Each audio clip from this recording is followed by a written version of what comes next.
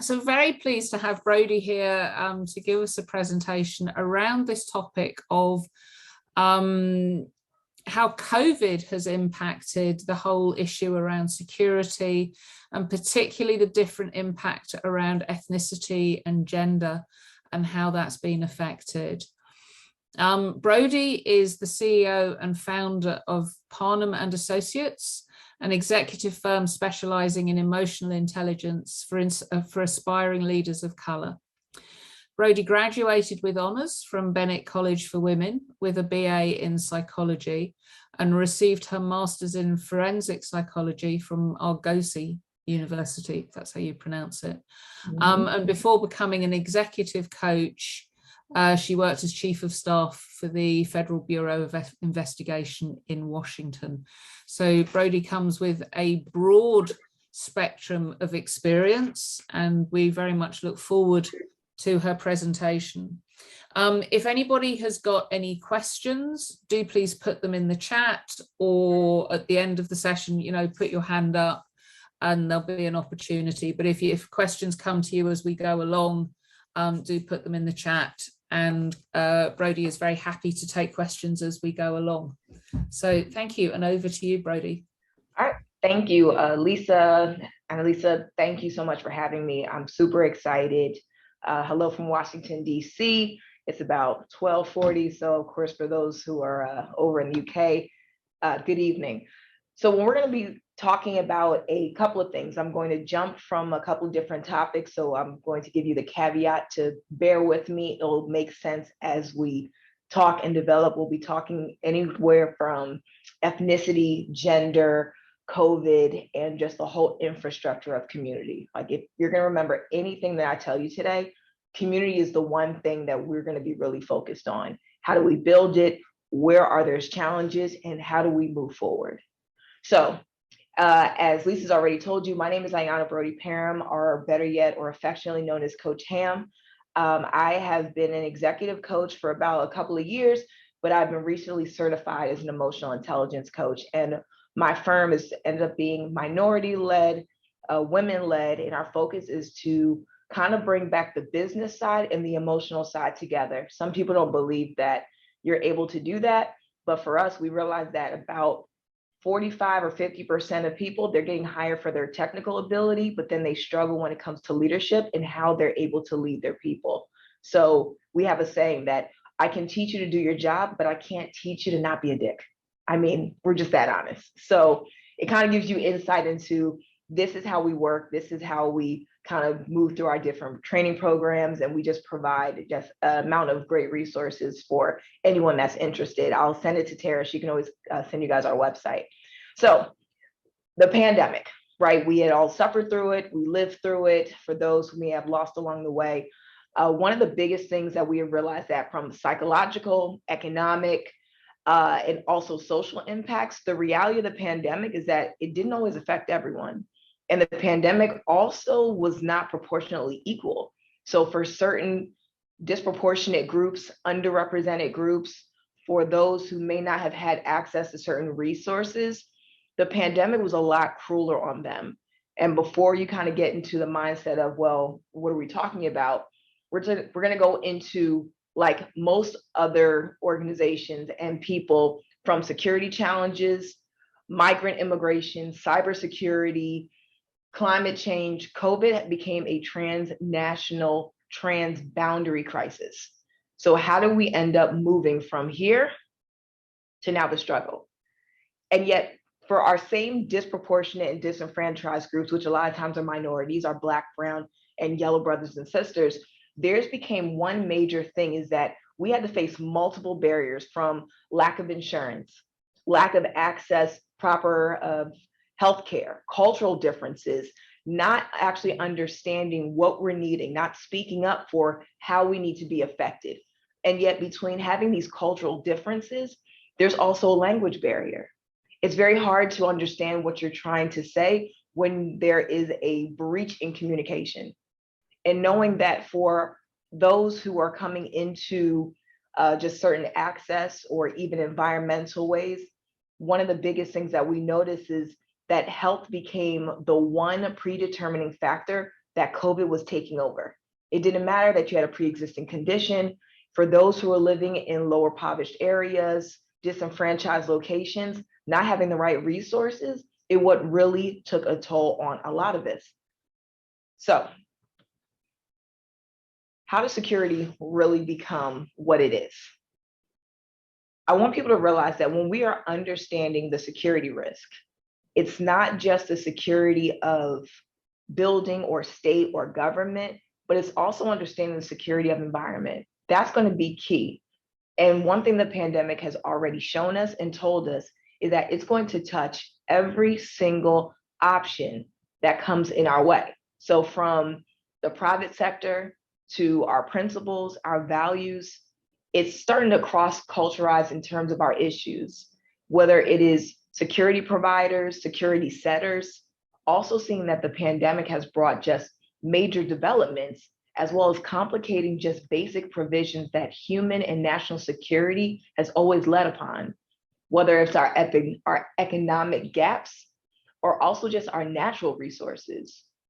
When it comes down to understanding that for our democratically governed institutions, the pandemic wiped out a lot of those bare necessities. So how are we able to live from not having a freedom of change to now a freedom of fear? And what are we wanting? What are we doing? How are we able to live in certain areas knowing that we can live with dignity? And being able to understand that for our disenfranchised organizations and people, oversight and accountability. That's going to be the one and two things that you should be able to keep in the back of your mind. How are we doing oversight when it comes to institutionalizing security measures, being effective? How are we really understanding what the pandemic is able to do, because it's putting us under extreme pressure? Not only is it ensuring us that we're able to operate according to rule of law, but also in terms of human rights. And as we know, of course, over the 300 and 400 years, the human rights pandemic, epidemic is not always the same. It's not taught equally. It's not even leveraged equally. So for those who have been either affected, one thing that I can definitely say that the pandemic has done and really taught me and my group is that we defined it as a term of human security. So what does that look like? What does that mean? It's going to refine our focus, that we're not really worried about the security of individuals as singular, but rather than a group, instead of the state, not the military threats, the migrants. All that stuff will come and go in ebbs and flows. However, being able to focus and narrow our posture, I should say, when it comes down to securitizing our humans, protecting them, understanding what makes the most sense and how to leverage resources and ability. And this doesn't not only examine just our immediate emergency responses, but also managing long-term consequences, what we did do and what we didn't do or chose not to do during this point in term where we needed to start pivoting, leveraging, and we couldn't, especially when we're talking about developing steps in order to mitigate the shock of either a future crisis, because crisis will come, but also alleviate some of that pressure by having a plan that's either going to hold people accountable, that's able to help others pivot, but then also knowing that for our providers, that sharing that ultimate goal is to say, hey, I'm going to improve the security platform, because not only does it protect the individuals, it's protecting communities, states, and even governing what we truly see is a needed correspondence of action. So when we're talking about the disenfranchised, we're talking about a huge wealth gap, educational gap, everything that we're all too familiar with. And whether we believe it or not, once again, I'll say it, the pandemic was not created equally. So one of the biggest things that we realized over the national average, especially last year during 2020, was that there was a huge wealth disparity between Black and white households. And when we're talking about this existed long before the pandemic had ever continued during this crisis. But for our Black and Latinx populations, they've been disproportionately impacted by the social and financial impacts of COVID, from smaller areas of unable to separate, having to be in close quarters, can't take off of work because financially unable to have the time or date to be able to take off. But data has also shown that the pandemic for Black and Brown households face more financial emergencies with fewer economic resources. So what does that look like? It results in a widened gap between a Black and a white household. About $17,000 is differentiated from a white household who makes about $171,000, especially during the pandemic when it came down to saving, financially putting money to the side for emergencies. The wealth gap was extremely critical. And what made it even more disturbing was that there were limited of job options, where it has less flexibility, less time for people to even take leave from their job, or even try and create a way of lessening the risk of exposure, because most of these groups dealing with a domesticated side of the house. So your exposure is a lot higher. And then you're coming home to these areas where you have to be around people, which then once again goes back to the data showing that for less access to our savings, not only has it made it more difficult for African Americans and Latinas to weather unemployment, but also the widespread health emergency was unable to be accessible to them. But it also meant that they couldn't be supported. We couldn't support their children when it came down to remote learning. If you're always at work, how can you possibly be home? You know, your kids are now having to suffer from the educational gap because they're not understanding where either funding is coming from, not having the proper resources to things that we think is as easy as just breathing air, internet access. There's organizations and groups that are now supporting that to make sure that those who are in disenfranchised communities are provided with these type of accesses to make sure that their educational gap will not be a wide berth. So when we start looking at what is a greater plan, how are we able to seek and make a stabilized option for these groups of people? We're talking about safer housing options, maintaining and growing the same type of businesses compared to those who are in white households that could and can. We want to be able to create structure, finding a process in place, understanding that with these certain groups, there's a way to be pushed forward, that we have to be able to start looking at ways of maximizing the criteria, understanding the exposure rate, and also minimizing a lot of the unconscious bias. So we talk about the pandemic, the lockdown, the economic crisis. A lot of us had taken a hit, whether we look at our investments or just looking from a regional standpoint.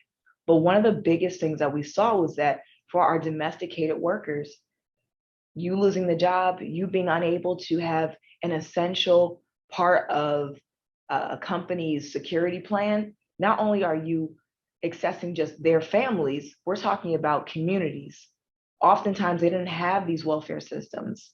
And for companies experiencing growth, it may be time to start taking those right investments and solutions and being able to increase the demand, helping your company grow, scaling along certain landscapes, whether you have a solution in mind or another pandemic hits 5 years from now. What is going to be your private, overlooked plan for keeping your people safe?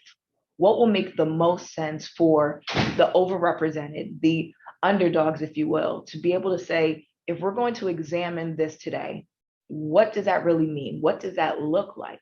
And then also, in order for us to be effective for today and tomorrow, we need to start planning ahead. So are there things that we can do now versus what we can't do? But I will say that one of the biggest things for us, for African Americans specifically, is the reason why a lot of people are so scared of getting the vaccination because of the testing based off of this one study. And for those who are not really familiar with the Tuskegee syphilis study, it was done in 1946. And what was done was that the public health service went to sharecroppers and either, I guess call them, servants, former slaves, and they were doing tests. They wanted to see what would be the outcome of syphilis on the Black male. So they didn't really tell them what it was. They just said, hey, for a lot of these sharecroppers, this was the first time they've ever come into contact with a doctor. And you have a bunch of people sticking you in arms. They don't tell you what's in it. They don't tell you there's a vial. They don't even tell you that it's potentially a disease that could kill you. They just say, hey, try this. There's a pandemic coming along. We need your help. We're trying to find a cure. So for about 30 plus years of doing these humanized experimentations, they worked on men and women. And of course, they were giving them placebos and aspirin to deter from the actual cause of the syphilis being the actual medical portion of it. So as they realized and they saw bodies and done autopsies because so many people had died, they came to realize that from this study, and we'll be talking about unconscious bias next, but realizing that the Black sharecropper, their tolerance was so high for pain that they didn't need to have certain medicine available, that they didn't need to understand what it meant to be treated because they didn't believe that it was a real thing. So for those who are minorities who are extremely scared, and when you start talking to people about the pandemic, getting the COVID vaccinations, that starts to ring true for them. Because for my grandparents and my aunts and my uncles, they remember this very vividly. They remember seeing people dropping dead left and right because you had people telling them that it was okay, that I'll just stick you in the arm, we'll be able to provide you with some type of solution to this huge problem, not realizing that you ended up becoming a tester dummy, if you will, for something that was killing so many people. It wasn't until the 1950s when they finally stopped doing the humanized research and they realized that there was no effective care that could ever cure the progression of syphilis. So people were going blind, insane, the severe health problems, the untreated effects of what this disease did. Sound familiar? So this is what the effects of what COVID was doing to some people who had these underlying health conditions. But to really understand this heinous nature of the Tuskegee Institute or the Tuskegee experiment, it requires some social context of how racism, how classism, how gentrification has started to come into play during the South, and also the history that plays into it of realizing that for government agencies, you are taking a disenfranchised organization and group of people so you can see if certain things worked. So when people start asking the question of, well, why don't you want to get a vaccination? It doesn't have to just be COVID, flu shots, measles, mumps, rubella. Remember this study. This is why a lot of minorities are very fearful of the pandemic. They're fearful of having to get a vaccination that is very newly to the medical scene, that people are now hearing all of these different things from, news medias, medical examinations, you name it. But one thing that we start to remember is that what comes with this type of format is also coming with the other side of the house, the mothers, the mortality rate. And a few minutes ago, I was speaking about this pain tolerance. About 87% of Black women at the reproductive age doesn't have health insurance. When we start talking about the experiences of gaps that they have in coverage, will last throughout their entire life. So for those who are thinking of having children, Black women are about 3 times more likely to die in pregnancy-related causes than white and Asian women. And yet here are the false ideas that a lot of people in the medical community has started to experience or even believe, which led to a 2016 study that nearly 45% of medical first and second year students believed that Black skin was thicker than white, for which their tolerance was so high that they didn't need proper pain treatment, which then led to people not necessarily properly identifying causes, solutions, and proper treatment for their patients, especially when the rate of mortality became over 80%. And yet to this day, they still believe that this is a medical cause. So when you have people that are not being treated properly, their treatment pain is either less than or non-existent to the medical profession. In order for us to continue to improve our health outcomes, we need to start looking at policy. How are we fixing these things? How are we expanding the maintaining of access to care, to coverage, to these type of organizations so people are really clear on what is at stake? For most brown children, Black and brown children, there is about a 65% increase in death rate, just simply based of them being birthed, coming into the world. And when you start talking about access, treatment, care, what does that look like for these children? So what's next? What do we do? I know you guys have been recently talking about this study for diversity and inclusion, and we're hitting all of this. The one thing that I will say the pandemic has also highlighted, that it created not just conditions that were no longer conducive to emerging security risk, but it also made it very clear that you couldn't reactivate the old plans anymore. That what made it very clear was that for us to have a continued nuance of how to run certain safety protocols, it also increased the amount of vulnerability in certain groups. From social unrest, and of course, if you probably see on the news here in the States, we've had a lot of protests. We've had a lot of people that are angry, upset, because that unrest still is being affected by those who are in these organizations and communities. We're talking about the global risk that requires us not only to focus on the state, but also the non-state sources and actors. As each crisis will continue to rise, we're going to be required to tailor our approach. Not everything will be the same thing. Knowing that crisis management will have in common is also having this cross-sectional cooperation. Being able to put these two things together not only will hold shareholders accountable, but also be able to provide a unified approach for our communities. We'll be able to start setting implementation plans in place that will not only just protect them, but it will also be a cause of treatment for them. For our community security, it's going to emerge as a new area of concern. So for our economic hardships, our educational challenges, our IDP camps, our migrants, all of these are now impacted of our border shutting down, of us not being able to treat certain communities, or even changing the livelihoods of other communities, which have been inundated with having these increased in surges and then basically popular resentment for those communities who are able to actually have access.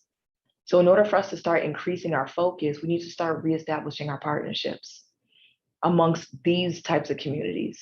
What does that look like for us? How are we giving them adequate support? How are we providing them with what they need, whether it is natural resources, medical, insurance, healthcare? A lot of this boils down to policy. And in order to start making policy and making change, we need to start seeing it from the perspective of those who are without. So we want to start transforming reform. It starts today. It starts with us. It allows us to be able to start pushing the needle forward by starting to think outside of the box. Some of the best practices that we have seen is that being able to develop gender-sensitive messaging. A lot of people aren't realizing that that is the one thing that's going to start towing the line. Being able to have good informed discussions, engaging in these types of conversations, starting to realize that some of these immediate challenges, if they are properly identified, can literally take years off of some of the old progressional states that we were once in. So I will ask you, so what are we willing to do next? How do we get to the place where we're now comfortable? The pandemic has truly been a human crisis, and yet developing these deprived areas and communities, not only has it taken away our freedom, but also our security. It's revealed that problems aren't always just a national issue, but they become a health issue, a state issue, a public service issue. From the privatization of systems to also our economy, and also the rising inequality of human rights issues. So for those who are in affected groups and disenfranchised communities, these groups become extremely vulnerable. We have programs, we have opportunities to narrow these down so the disparities are not as granular. So we want to be able to continue to progress further by reducing some of these older politicalized reforms and treatments, but also require us to be a stronger community, a much stronger government, being able to focus our efforts on the poverty, discrimination, while also building opportunity for not just us currently, but for our children. So for our So that was pretty much my little mini spiel of our presentation. So let's have an open discussion. I know Lisa and Anna have questions. I see there's questions in the chat. Yeah, I'm interested in your thoughts.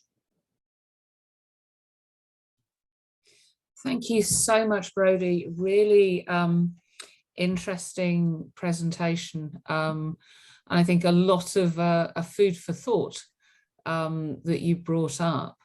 I suppose a starting question from me would be, as an employer or a manager, and from the presentation on some of the assumptions that we're making pre-survey around a lot of the entry-level posts within the security sector are far more diverse in nature than senior management positions. What can we do as managers and leaders to make a positive change? So I think the first question will be to figure out exactly, are we looking for diversity of skin or diversity of thought? What does that mean for leaders? Because a lot of times when we start talking with our executives, they want to implement change. But the first thing we'll ask them is, well, how diverse are you willing to go? Because yes, it's great to see, a smiling face on a wall, but being able to start bringing these individuals to the table, have these conversations, start figuring out from your middle managers, your frontline supervisors, what is it that they're needing? What's going to take not just the company, but the culture of the company into a direction?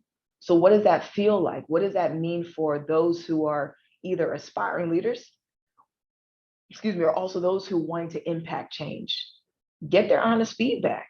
See, how is this actually going to work for the betterment of the company? And what are we willing to do? So I would say have this open door or open table conversation, just like we're doing today, so you can start getting insight. Because what comes with different diversity of thought, experiences, honesty, vulnerability, transparency. These are the things that we are truly going to need if we're going to want to be able to push this entire ball forward. Great, thank you. Annalisa, did you have a question? Thank you so much, Brody, for your presentation. As some people have mentioned here, so much packed in there, so much information. I was wondering, Brody, you spoke about the sort of gender and some of the issues highlighted here.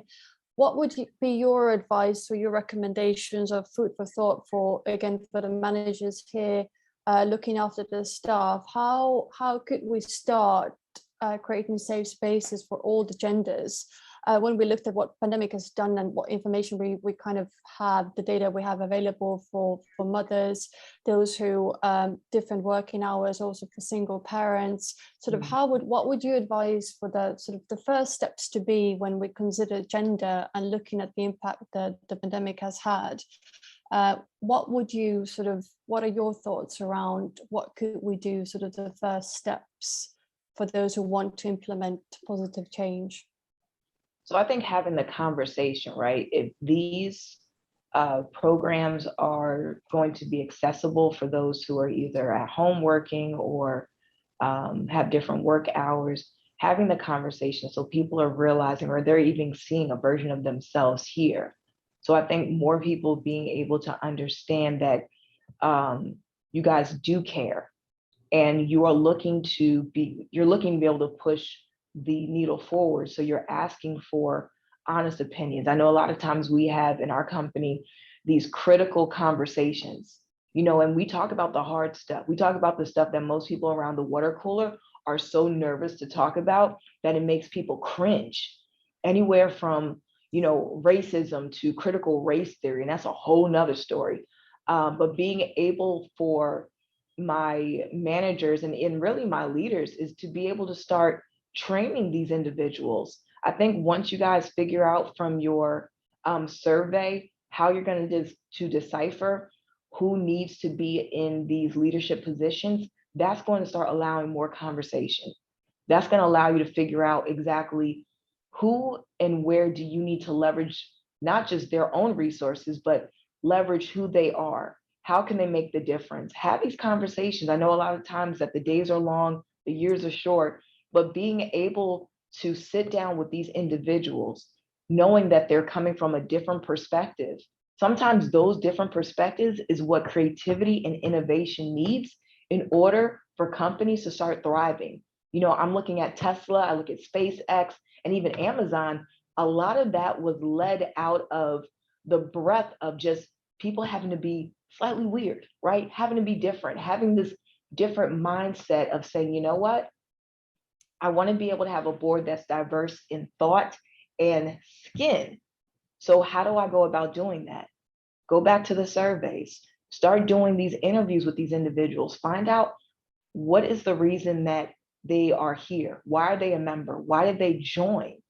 What about this company makes them either stay or go? You know, what would they change about the company? How are they able to move? Or if they were, you know, a king or queen for the day, what is some of the things that they would really want to do in order to make sure that this is impactful? You know, the biggest thing for me when I had my day job, as I call it, my biggest issue was that the culture was so bad. You know, it was very hard to want to bring leaders into a company because the culture didn't reflect my values. It didn't reflect me. It didn't even show anyone that looked like me being a woman or just being a woman of color. And because I didn't see that, there was no way that I could possibly understand what some of these leaders were talking about when they do presentations. You know, I had to start from the ground up. So in order to do that, and but also to have someone start betting on me, they started to have conversations. I've had supervisors that are older white men literally sit and really figure out, well, from your perspective, how does this look like being a minority? What do we need to do to make sure that we're going to implement change that's going to be to the benefit of groups of women, minorities, and moving forward? And I think that's the biggest thing, is start to ask questions and be receptive to what you're hearing. Thank you very much. That's Brody, food for thought. I really like your idea of let's allow everybody to be the CEO of the day, and really listen in. And I've just for a second to also, from the last one of the webinars I attended, I heard this idea of reverse mentorship. So listening to all the ideas and all the voices. It doesn't only have to be the sort of leaders, but go across. So thank you very much. Thanks, Lisa. That was my question. Great, thank you. I see people are putting comments more than questions, I think, in the chat, but Araba, you had a question. Would you like to put that? Hi there. Sorry, I've not got my video on. I'm not particularly well made up. But thank you so much for your wonderful presentation. It's a real eye-opener, and also great to hear from your perspective in the States, because I've always felt that the conversation and the culture around diversity, around skin color, around race is really different. And I'm about to kind of get involved in an American company, and this is going to be a huge topic for us. And I really like to learn more about this conversation, about the language being used. And that example you gave about the syphilis testing is just, it's absolutely fucking shocking. Yeah. And I think it's a bit of my Brit sensibility there, going, oh goodness, oh my gosh. I think we are quite naive on some of these issues. So I would love to hear from you about what resources someone who's wanting to learn more about this key social context can engage with to learn more. Because when there's things like this in, frankly, quite recent history, no wonder people aren't wanting to have vaccines. No wonder people are hesitant. And as I've always said, like, context is king. Knowing your history is vital. So very, very interested to learn more. Yeah, so I think I want to say Kende, and it says X Ibrahim, like, he's a phenomenal author. He provides a lot of depictions of what social injustice looks like and how to move the ball forward. And then also just being able to start reaching out to those who are even in your organization. And I think once you probably get started with this American organization, kind of get the lay of the land. You know, one of the biggest things I tell some of our clients when it comes down to just interviewing for those who are minorities, it's like, find out about the culture, you know, find out how are they treating their minorities? Are people actually gaining access? Are they able to really find ways that they're feeling welcomed? One of the biggest things that I know Tara has seen me present was on the cost of the color code. We talk about code switching a lot of times for minorities. Like, why are you not being able to bring your most authentic self to the workplace? For a lot of minorities, you're going to have to change your hair texture, how you sound. You can't be as boisterous as you would normally be. But why is that? Because the culture is not aligning with being authentic. You can get a job done by still understanding who are your people, who is your demographic. Being able to start realizing that when you start looking at an entire organization, if it doesn't align with what they are pitching to you, then you might want to start rethinking things. I heard recently, looking at an article, is that the reason why Beyonce went with Adidas for a marketing strategy versus Nike is because she even said that for Nike, she didn't see anybody that looked like her in the boardroom.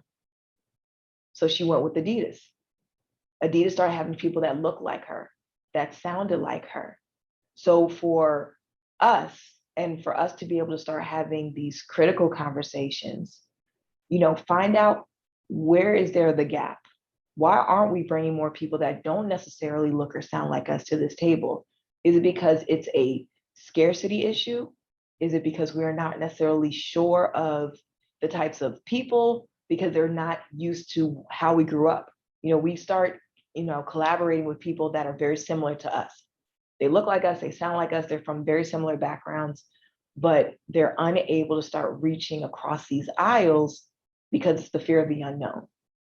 Not really wanting to be able to bet you're all on Black, if you will, because it's still the scarcity side, that someone's going to have a different perspective. Sometimes good tension is what it is. It's good tension. You want people to be able to bend and be flexible and be understanding. But in order to do it, you have to be able to understand people's perspectives. And everything is not going to be the same. And I hope that I kind of gave you all of that to say, have these conversations. You know, when they start doing leadership development, and hopefully when they start bringing that back, that's our one big thing that I really want to start doing, is having these conversations, finding out ways that we can start getting a more diverse, you know, group, whether they're going to the C-suites or even just going into a managerial role. There's a difference between managing and leading, and how are we able to connect with our people?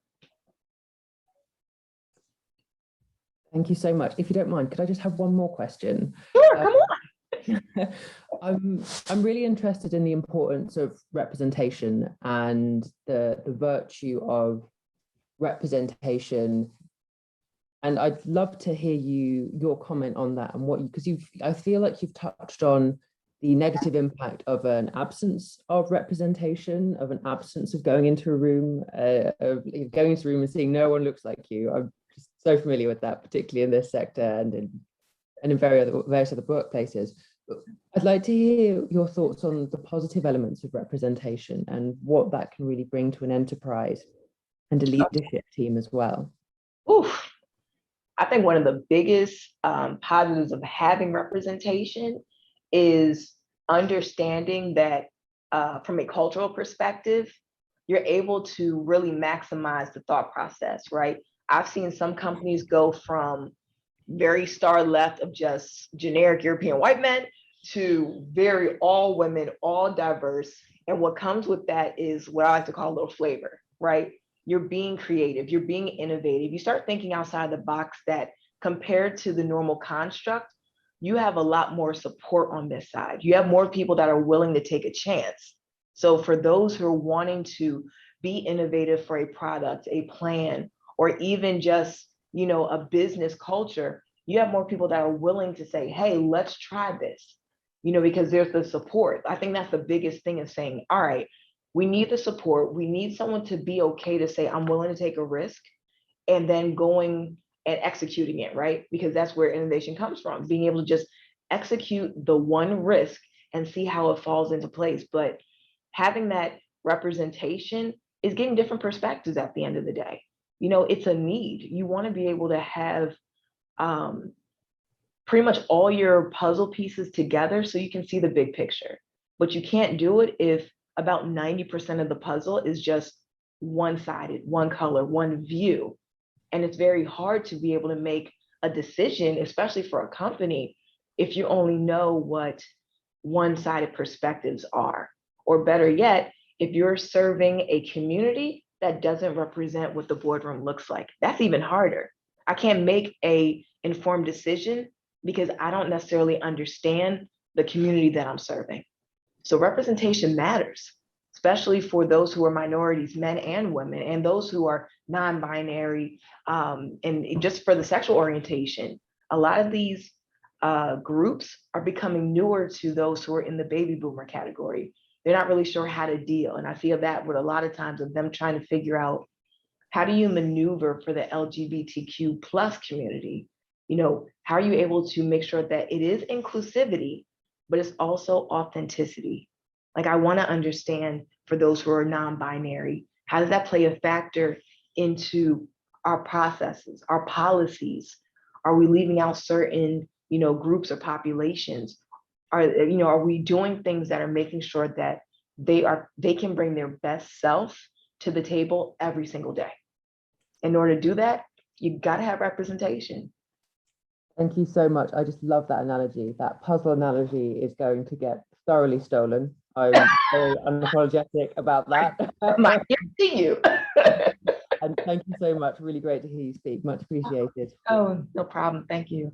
I think interesting, I'll add to that, a few years ago, one of the first events I went to where we had a diversity expert from a company talking was basically, he said, it's the economic bottom line. Yeah. You actually make more money if you have a diverse staff, because you can tap into markets, you can, as you say, think out of the box, bring in more people. And I found it quite interesting, as I say, working in the humanitarian sector, that there were actually commercial companies that were ahead of us because they were doing it based on, we make more money this way. And it was interesting that was what was driving change in the first place. Yeah. Sorry, Ben, you had a question. Would you like to put that? Yeah, sure. Thank you for your presentation. I found it really, really interesting. I think the thing is, I'm interested in how do we embrace everybody in these conversations. Mm-hmm. And like I said before, our membership is predominantly male, and yet I find it interesting that this call is predominantly female. And it doesn't feel as if they've got the same vested interest in changing things. I think Lisa sort of hit the nail on the head tiny bit of, maybe we need to show that there's an actual monetary value of, you know, tackling diversity and inclusion issues. But how, from your experience, how would you best go about embracing those different groups into these conversations so that it isn't just led by the people it's affecting? Right. So I think one of the biggest things I realized with you guys doing your survey is to be able to have,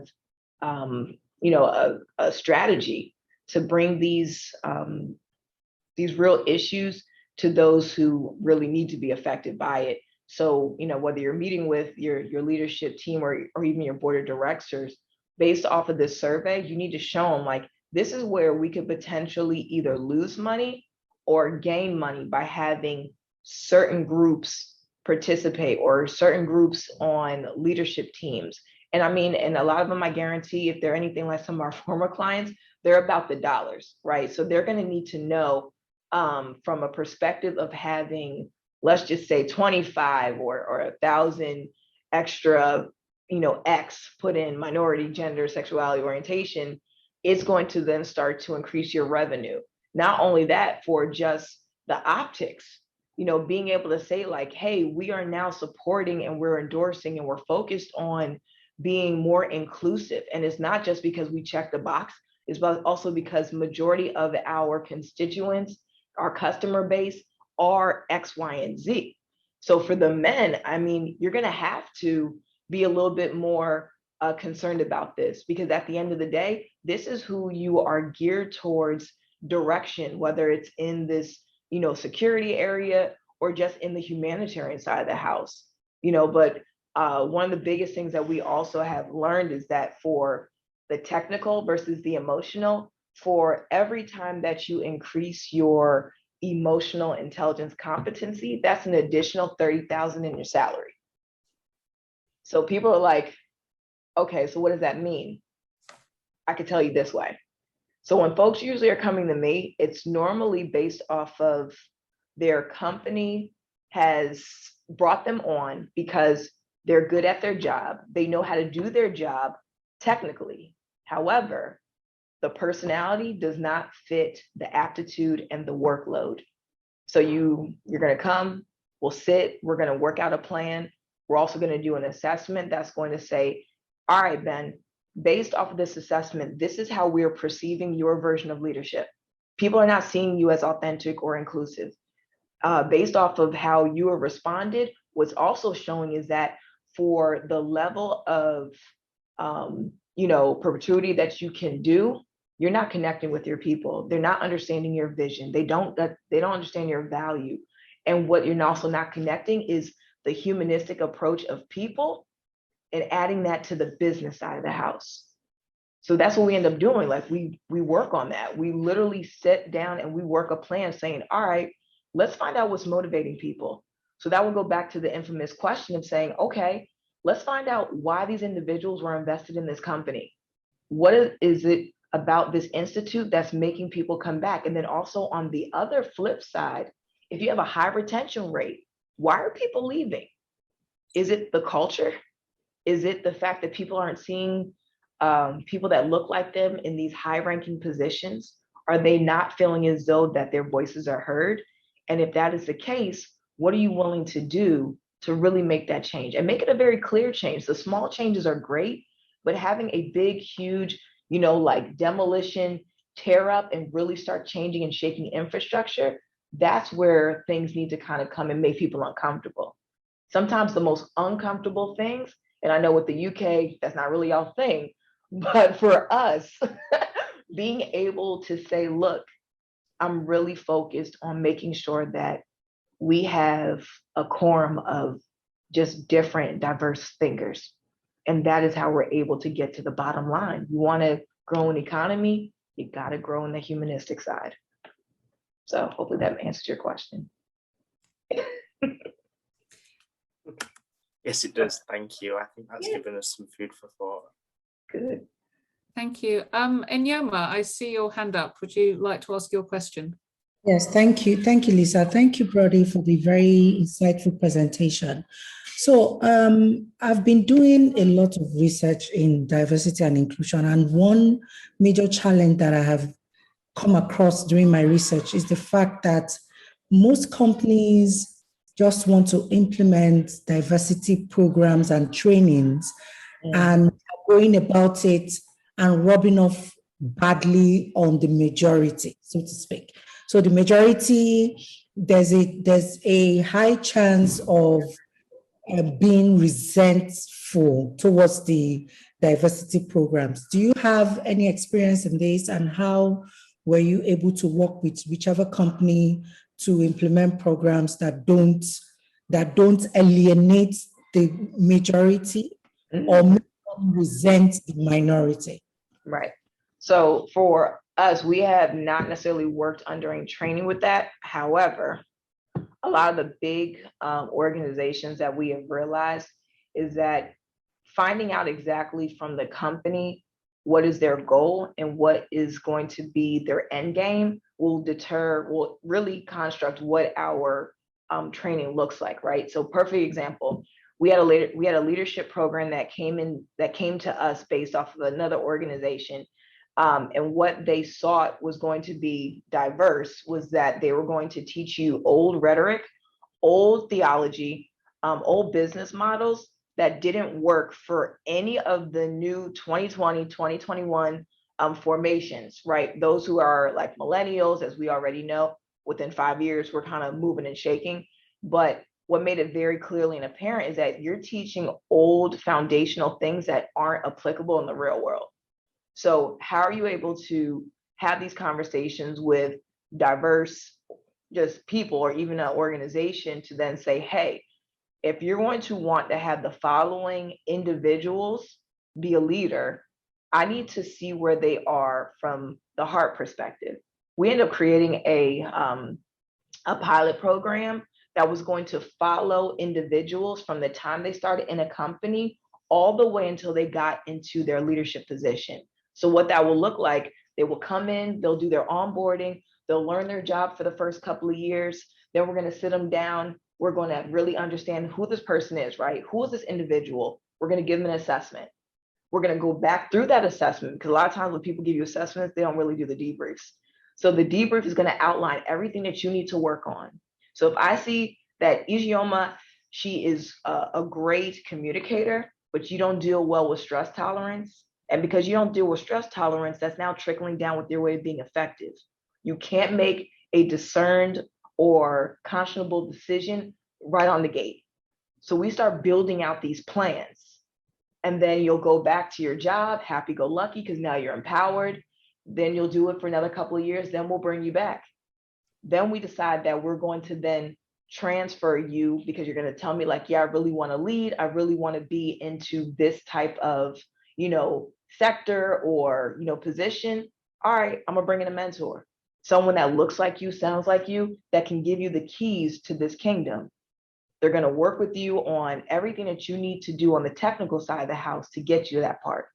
And while you're still doing that and your job, we then start to really hone in on those skills that we said in the beginning, like, all right, you need to be able to be really clearly defining what is your vision? What does that make sense? How do you deal with stress on a regular basis? How are you going to able to deal with these people when they do come to you? How are you understanding culturally? What does that mean? Because I think a lot of times when it comes down to most organizations, when they have so many different cultures, people don't realize the cultural side effect is where there's a breach in communication. So from those who are from the Asian continent, or even for Africa, perfect example, Nigeria, right? So we understand that for most Nigerian women and men, there is a hierarchy on how do we deal with certain things, when to speak up, when not to speak up. A lot of that then transfers over into our business life. And if I can't understand that, I can't start thinking of ways to make sure that you are able to speak up, you can make a decision, because you're constantly doubting yourself. It's not because you are unable to do it, it's because culturally, that's not what you're used to. So we start having those conversations, and we continue to take this person all the way from the beginning to the end, and we work with them. A lot of companies don't do it, because I get it. It's financially a lot, but it's also saying, hey, I want to start buying into my people. If I trust my people enough, and I know that they can actually do the job, why would I not prepare them to either be my replacement in the future, or they'll be in someone else's where they can also start influencing? Because we're believing it's the domino effect. If I'm going to take this person, mold them, work with them on each and every strength, fine tune their weaknesses, that's where the leaders are born. It's not the managers, it's them being able to then do that with the next person, the next person, the next person. Retention rates are lower. Economically, the money, the numbers are now going up. And now you're realizing that you have a culture that has now set a standard that people are the priority. Regardless of what business we're in, we're still in a people business.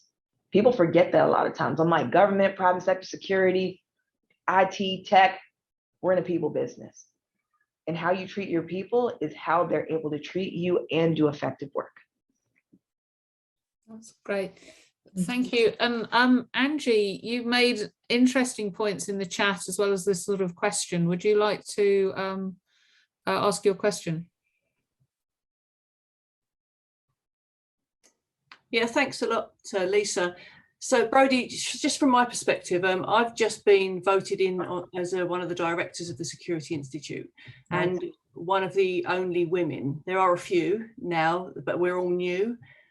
So I think that generally the Security Institute as a whole, but society is they've got board members that are forward-thinking, often men, and they do care about diversity, but they often say things that they think we want to hear. And it kind of sometimes misses the mark. So they might start off with, you know, I really understand, you know, I've got daughters, I've got a wife, but that kind of is just that presumably their wife then is heterosexual but she's married, she may not be. So what they're doing is speaking on behalf of the wife, the heterosexual person, the daughters, you know, and they haven't kind of mentioned any other diverse areas that their children or wife come from, just the fact that they're women. And they go it from that point of view, that they care because they've got daughters, because they've got a wife. But I'm sometimes concerned a little bit about tokenism on a board, where they kind of think that a woman, for example, and I speak obviously as a female, that by having a woman on the board, that we speak for that whole section of society. And I can't possibly speak for all women. I speak from women that are similar to me in my interests, in my you know, family makeup, you know, the fact that I've got a daughter, but I don't speak for all women from other who have different you know, diverse makeups from me, because I don't know what they've gone through personally, their personal stories. And so for me, it's about how can we make boards truly representative and not about having things for tokenism. So congratulations on this position. That's amazing. So my first question would go back to you as, do you guys have employee resource groups? Would you say it's this is a membership organization. So from my perspective as a director, I'm completely a volunteer, and I want to do this to be a role model for other women in, you know, in the security industry, to kind of look and say, I can do that. Women in security can make it into a senior position. My background is policing, and often you would have adverts which encouraged applications from female and ethnic minorities, because the quotas were down, and that gives rise to a view that you only got the job because they're looking to have that tokenism piece, and people completely underestimate your value. They underestimate your ability because they think that you've got there on a free pass. So the organisation, the Security Institute, is different for me because I do that from a voluntary perspective rather than an employee. So it'll be twofold, right? Like even as a volunteer, being able to utilize the survey in your membership to even crafting a smaller working group for minorities and women. And then you have, whether it's programs like this, or you find a topic and you guys just talk about it. So what I would suggest is saying, okay, let's find out the one topic based off of the board meetings that you're having with these men, and bring that to the other group of women in diversity and those who are from just other backgrounds, and see their thought process and take it all in. Because you're right, you can't speak for every woman. And depending on what the race is, I mean, we deal with that a lot of times for minorities. We always feel that for certain jobs, you are getting picked because of your gender or your ethnicity. Like, I can't speak for all African American women. I just can't. My background is very different from others. I don't have the same makeup that some that are coming from disproportionate or disenfranchised organizations grow up. Like, I grew up in a very middle class, mid-wealthy family. So I don't understand. I can empathize, but I may not understand completely what that real struggle looks like. Because from my perspective and my world, we knew what work meant. We did experience, discrimination. That's just kind of comes with the world when you have skin tone of mind. However, I would encourage that you have conversations and groups like this, and you invite these women and these minority women to be able to have these conversations, so you can really understand what's going to make them tick, also what sets them off. Like, we talk a lot about emotional triggers. especially in the workplace, there are so many things that can potentially trigger somebody that we want to be really cautious of how we're responding, what we're saying, because the sensories are so heightened. So that would probably be my biggest suggestion. Make a smaller group, invite them in, bring these topics, have these discussions, get their insight, and then you can be able to take that back because you're now in a position of power and a position of leadership where you can actually start making real change. But then also comes with you being an ally and speaking up and saying, hey, I've met with, a group of women, and this is from their perspective why this may or may not work.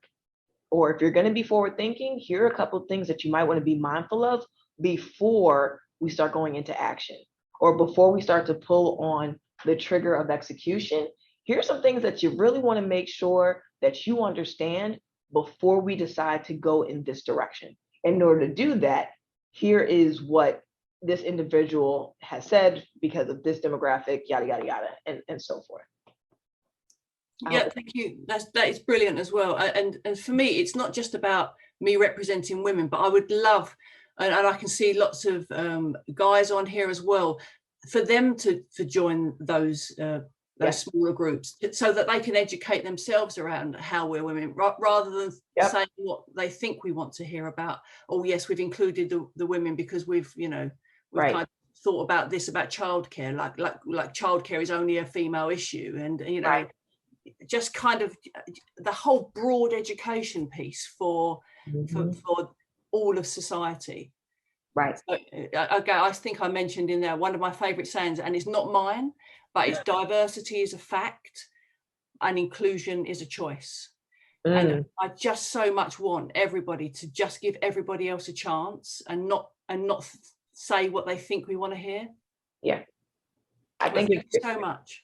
I think what boils down to a lot of why companies aren't as diverse as they should be is because it's the fear of being wrong. It is the fear of not knowing your people. And because you don't know them, you don't know what they're capable of.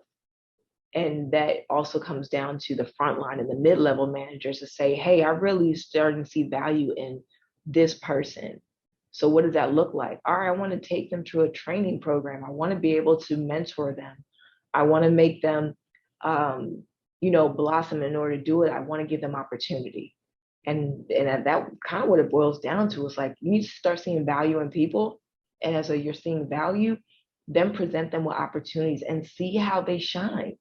Some people may not always be the best in those situations. However, you can't necessarily test and do trial and error if you're not giving them a try to do it. But yes, very well said, Angie. I concur with Ben, absolutely. Thank you so much for your insight.